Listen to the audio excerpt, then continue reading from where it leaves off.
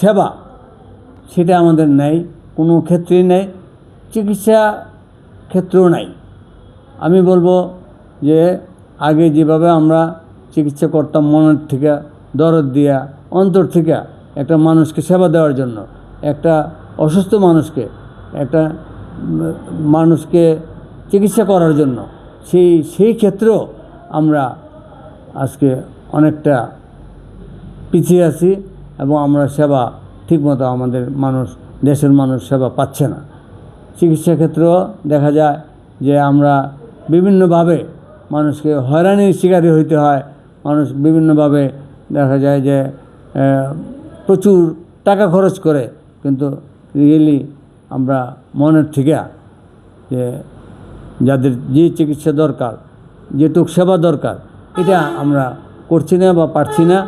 আমাদের প্রতিটা ক্ষেত্রে যেন প্রতিযোগিতা চলছে, দুর্নীতি এবং ন্যায়পরায়ণতা তো নেই, সেবার মনোভাব নেই। আমাদের যে অপসংস্কৃতি এবং আমাদের যে স্বাস্থ্য খাতেও আমরা আমাদের দেশের মানুষদেরকে সেই পরিপূর্ণ সেবা দিতে পারছি না।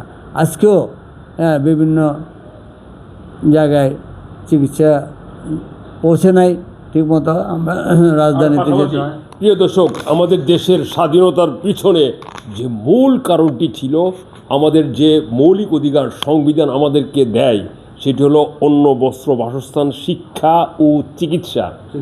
এই চিকিৎসা নিয়ে এখন গোটা দেশে চলছে একটি রাহাজানি বলা যায়। যে বাণিজ্যিকভাবে বিভিন্ন এই চিকিৎসা প্রতিষ্ঠান, বিভিন্ন হসপিটাল, বিভিন্ন ধরনের ডায়াগনস্টিক খুলে একটা রমরমা ব্যবসা বাণিজ্য শুরু হয়ে গেছে। এখানে চিকিৎসার মান বলতে এই আমরা প্রতিনিয়ত নিউজ করছি বিভিন্ন ধরনের এই অব্যবস্থাপনা, এটা দেশের একটা সরকারের এটা অনিয়ম এবং চরম একটি অব্যবস্থাপনা। আমরা এই ব্যাপারে জানব দেশের এই অবস্থা থেকে আমরা কিভাবে পরিত্রাণ পেতে পারি, মুক্তি পথ কী, আর এই ব্যবস্থা কেন কিভাবে সৃষ্টি হলো। এই যে চিকিৎসা ক্ষেত্রে বিভিন্ন ধরনের ব্যবসা বাণিজ্য শুরু হয়ে গেছে, আমরা তা জানব এই নূর মেডিকেল সেন্টারের প্রতিষ্ঠাতা পরিচালক ডাক্তার আব্দুল আল মাহমুদ নজরুল সাহেবের কাছ থেকে। প্রিয় দর্শক, চলুন। আমাদের দেশে সকল কিছুই বাণিজ্যিকীকরণ হয়ে গেছে। আমরা সব যেন বাণিজ্যের পেছনে ছুটছি। আমরা সেবা দেব, আমরা ঠিকমতো মানুষকে চিকিৎসা দেব, অন্ন, বস্ত্র, বাসস্থান, চিকিৎসা, মৌলিক অধিকারগুলি আমাদের। চিকিৎসার নামে প্রতারণাটা চলছে, এর থেকে মুক্তির উপায়টা কি, কেন এটা হচ্ছে? মুক্তির উপায় আমাদের সুশাসন এবং আমাদের ভালো লোক আমাদেরকে সরকারে বসাতে হবে, যাতে আমরা সব দিক দিয়ে আমরা সততা, নিষ্ঠা এবং যে সেবা, এটার মনোভাব নিয়ে যাতে সরকার পরিচালিত হয়, যাতে দেশ পরিচালিত হয়।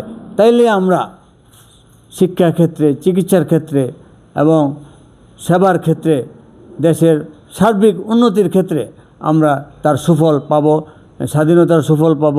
আমাদের দেশের মানুষ অত্যন্ত ভালো, খুবই ভালো। এবং আমরা পাশাপাশি আপনি যখন প্রথম নূর মেডিকেল সেন্টার প্রতিষ্ঠা করেন, আপনার মূল একটা লক্ষ্য উদ্দেশ্য ছিল যে এলাকার মানুষদেরকে স্বাস্থ্য সেবাটা নিশ্চিত করা, তাদের জন্য কিছু একটা করা, এবং আপনি আপনার নিজের সাধ্য অনুসারে সর্বোচ্চটুকু দিয়ে এই পেশাই পুরা জীবন যৌবনটা কাটিয়েছেন। নূর মেডিকেল সেন্টারের যে সেবা দান কার্যক্রমটা, এই সম্পর্কে আমাদের একটু বলুন।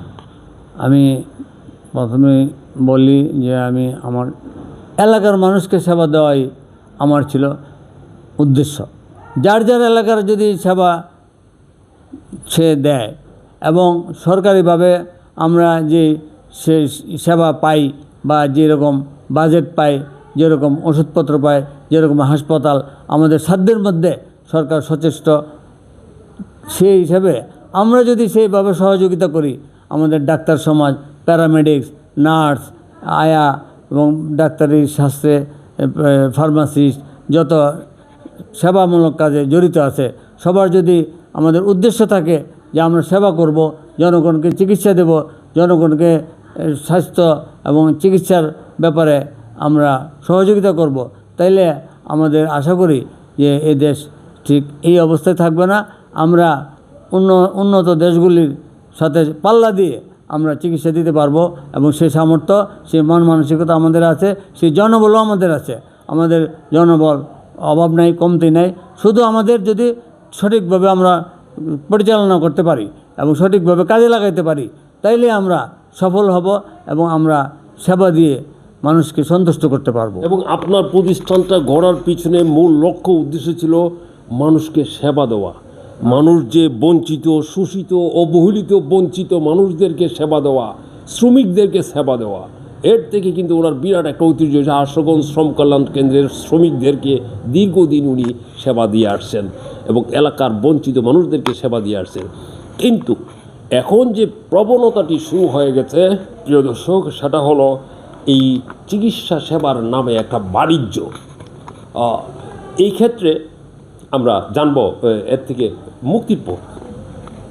মুক্তির পথ আমাদের সবার মন মানসিকতা ঠিক সেবামূলক হইতে হবে, এবং আমাদেরকে যারা পরিচালিত করে এবং আমাদেরকে যে বাজেট দেওয়া হয়, সেটা যদি আমরা সঠিকভাবে কাজে লাগাইতে পারি এবং সঠিক উদ্দেশ্যে এবং সঠিকভাবে আমরা যদি চিকিৎসা দিতে পারি, আমাদের সীমিত সামর্থ্যের মধ্যে আমরা অনেক সেবা, অনেক উঁচু স্তরের সেবা আমরা দিতে পারবো। এবং যদি আমাদেরকে ঠিক পরিচালনা এবং দেশ পরিচালনার যারা জড়িত আছে, তারা যদি সঠিকভাবে এবং যারা যদি তারা দেশ সেবার মনোভাব নিয়ে এগিয়ে আসেন, তাইলে আমরা স্বাস্থ্য খাতে আমরা বৈপ্লবিক পরিবর্তন ঘটাতে পারবো। আমরা করোনার সময় দেখেছি, আমরা ডেঙ্গুর সময় দেখেছি, আমরা ওষুধপত্র, যে কোনো আপৎকালীন সময়ে আমরা সেবার মনোভাব নিয়ে সবাই ঝাঁপিয়ে পড়ে। শুধু আমাদের এই প্রবণতাটা যদি সর্বক্ষেত্রে, সর্বসাধারণের বা সব লেভেলে বজায় থাকে এবং আমাদের সততা এবং আমাদের কি বলে সেবার মনোভাব এবং সেবার সততা যদি থাকে এবং সেবার মনোভাব থাকে, তাহলে আমরা সবাইকে, দেশের সবাইকে সেবা দিয়ে, চিকিৎসা দিয়ে সন্তুষ্ট করতে পারবো ইনশাআল্লাহ। প্রিয় দর্শক, আর সব জায়গায় প্রথমেই যে জিনিসটি দরকার সেটা হলো সৎযোগ্য নেতৃত্বের। চিকিৎসা ক্ষেত্রে সৎযোগ্য নেতৃত্ব যদি না থাকে, তাহলে চিকিৎসা ক্ষেত্রে যেটা হয় বা হচ্ছে, যেটা আমাদের দেশে এখন চিকিৎসার নামে একটা চিটারি বাটফারি বা বাণিজ্য, মানুষের কাছ থেকে মানুষের পকেট কীভাবে হাতিয়ে নেওয়া হবে চিকিৎসা পেশার নাম দিয়ে, এটা স্রেফ একটা ডাকাতি। কিন্তু এর বিরুদ্ধে কিন্তু ওনারা এই নূর মেডিকেল সেন্টার সহ এই ডাক্তার আব্দুল আল মাহমুদ নজরুল, মানে যে ওনারা আছেন, ওনারা কিন্তু প্রতিনিয়ত এই প্রতিকূল পরিস্থিতির সাথে সংগ্রাম করে এই কাজ করে যাচ্ছেন। ওনারা কিন্তু লিগ্যাল সেবাটা দিয়ে যাচ্ছেন। কাজে আমরা বলবো, আপনারা যারা স্বাস্থ্য সেবা নিয়ে শঙ্কিত, আপনারা উত্তেজিত হওয়ার কোনো কারণ নাই। আর আপনারা খুব জাঁকজমক চাকচিক্য দেখে বিভ্রান্ত হবেন না। সঠিক জায়গায় সঠিক লোকের কাছে আসুন, যারা সত্যিকারভাবে দেশপ্রেমিক এবং দেশের মানুষকে যারা প্রকৃতপক্ষে ভালোবাসে এবং সেবাদান কাজ করার জন্যই ওনারা এই পেশাটিকে বেছে নিয়েছেন, দেশের মানুষকে এই সেবাটা দেওয়ার জন্য, এলাকার মানুষকে সেবাটা দেওয়ার জন্য।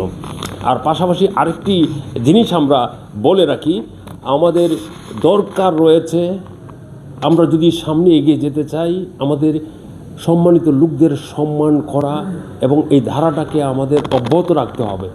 আমরা যদি সম্মানিত লোকদের, জ্ঞানী লোকদের মূল্যায়ন না করি, সম্মান না করি, তাহলে আমরা খুব বেশি একটা দূরে যেতে পারবো না। সার্বিক এই পরিস্থিতি সম্পর্কে আমরা ডাক্তার আব্দুল আল মাহমুদ সাহেবের সর্বশেষ দুটি কথা শুনবো। প্রিয় দর্শক, চলুন। আমরা সব কিছুতেই দলীয়করণ করে ফেলি। আমরা চিকিৎসার চেয়ে, মানব সেবার চেয়ে আমাদের ব্যক্তিগত লাভটাই আমরা বেশি দেখি। দলীয়করণের ফলে আমরা সেই অভিষ্ট লক্ষ্যে পৌঁছতে পারি না। আমাদের যে বাজেট, আমাদের যে সেবার মন মানসিকতা, আমাদের যে চিকিৎসার যে মন মানসিকতা, এটা আমরা সঠিকভাবে প্রয়োগ করতে পারি না। হ্যাঁ, শুধু বিভিন্ন দলীয়করণ এবং বিভিন্ন লোভের বশবর্তী হয়ে আমরা আমাদের জনগণকে বঞ্চিত করছি। সেটা থেকে উত্তরণের জন্য আমাদের দরকার সঠিক লোক সঠিক জায়গায় বসানো এবং তাদেরকে সেবার মনোভাব নিয়ে এবং সততা নিয়ে 100% সৎ যোগ্য লোককে সঠিক নেতৃত্বে আমরা যদি প্রতিষ্ঠিত করতে পারি, বসাতে পারি, তাইলেই আমাদের মনে হয় যে আমাদের সব লেভেলে, সব জায়গায়, সব ক্ষেত্রে আমরা সেই অভিষ্ট লক্ষ্যে পৌঁছতে পারবো ইনশাআল্লাহ। প্রিয় দর্শক, একটি কথা আছে ওয়ার্ল্ড ওয়াইড মানে প্রমাণিত যে there is a vacant crown in every country all over the world waiting for a capable man to fill it. অর্থাৎ আমরা যাই কিছু করি, যত সিস্টেমই আমরা প্রণয়ন করি, যত রকমের সংস্কারই করি, যদি যোগ্য লোক, যোগ্য সৎ নেতৃত্ব যদি আমরা প্রতিটি জায়গায় বসাতে না পারি, তাহলে কিন্তু আমাদের কাঙ্ক্ষিত সেই উন্নয়ন, প্রত্যাশিত যে বৈষম্য বিরোধী যে সমাজ, শোষণ মুক্ত যে সমাজ, সেটি কিন্তু কায়েম হবে না। এই জন্য দরকার রয়েছে আমাদের সম্মানিত জ্ঞানী ব্যক্তিদের এবং যথাযথ সেক্টরের যোগ্য নেতৃত্বদের। প্রিয় দর্শক, হায়াত মত রিজিক আল্লাহর হাতে। তারপরেও একজন ভালো চিকিৎসকের একটি কথা, একজন রোগী অর্ধেক সুস্থ হয়ে যায়। উনি যখন হাত রাখে আর বলে টেনশন করেন না, আপনার সুস্থ হয়ে যাবেন, তাহলে একটা রোগী অনেক সুস্থ হয়ে যায়। এই মন মানসিকতা নিয়ে চিকিৎসা দান কাজে নিয়োজিত, সেবাদান কাজে নিয়োজিত ওনারা, আল্লাহ ওনাদের দীর্ঘ আয়ু দান করুন, ওনাদেরকে সুস্থ রাখুন, আমরা এই প্রত্যাশা করছি। প্রিয় দর্শক, থাকুন আমাদের পাশে। ধন্যবাদ সবাইকে বাঙালির 21 টেলিভিশনের পক্ষ থেকে।